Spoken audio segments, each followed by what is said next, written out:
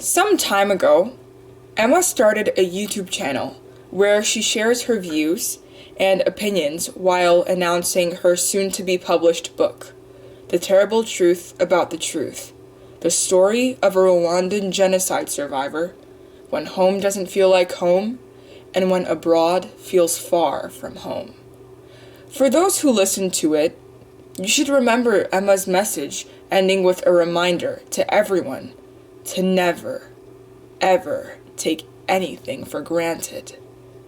Today, Emma will be talking about a life taken away too soon, a life of a young, handsome, and talented music artist, Kizito Mihigo, right after he wrote the song Igisobanuro cy'urupfu.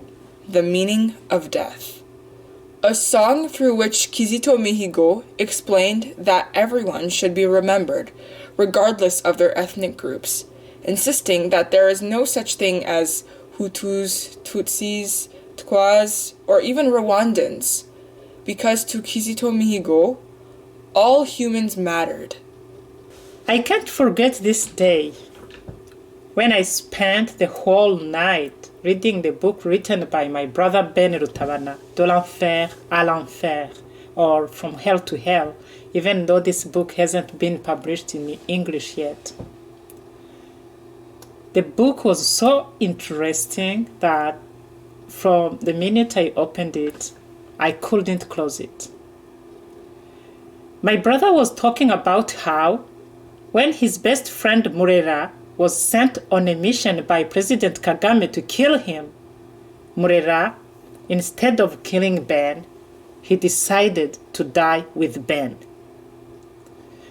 Ben and Murera decided to flee, and after going through many hells, they luckily managed to reach Tanzania, and they applied for the refugee protection at the United Nations High Commissioner for Refugees, UNHCR.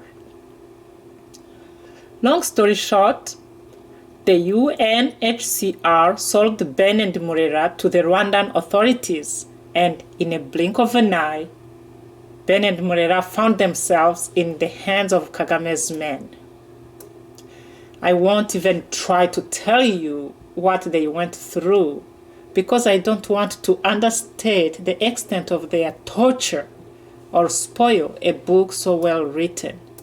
I just wanted to get to the part where, after Ben received a visit from the American embassy representatives, as a result of the alert to the international community by our family, the Rwandan authorities, who very well knew Ben was unlawfully detained, started to come out clean by convincing him to plead guilty before he could be granted a pardon.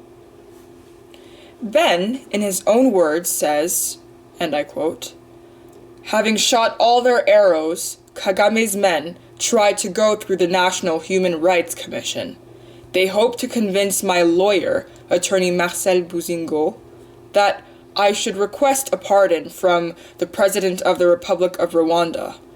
I certainly was impatient to be free, but how could I know whether this was not some new trap intended to establish proof of my guilt? The government probably saw this as a way to come out of this with its head held high.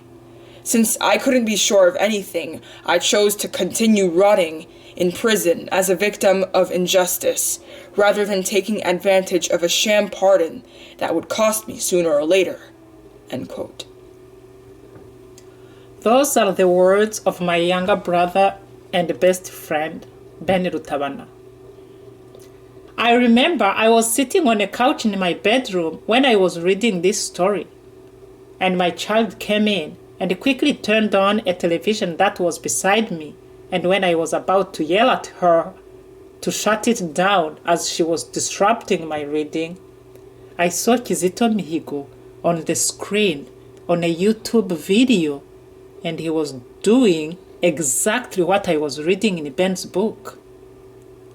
I was shocked.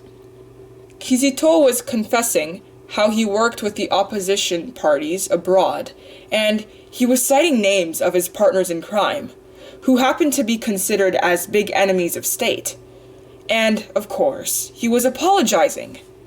Obviously, he was doing that, hoping for the dumb pardon they had lied to him about. Remember the pardon they had promised to Ben as long as he had agreed to lie to the public about his so-called crimes and apologize? As you can guess, Kizito didn't get the pardon. They used his testimony to legally criminalize him. Kizito Mihigo was officially arrested, for sure tortured, and jailed for 4 long years, until he got released for political reasons. Kizito became the founder of KMP, Kizito Mihigo Peace Foundation, hoping to teach unity and reconciliation between Hutus and Tutsis. Teaching unity and reconciliation in a country where the leaders strongly believe in a divide and rule policy was not quite agreeing with the Rwandan Patriotic Front's guiding rules, and Kizito Mihigo was aware of the danger he was exposing himself to, but that didn't prevent him from continuing to do what he knew was right for Rwandans. Kizito Mihigo will secretly be arrested again and tortured again, and this time he won't survive.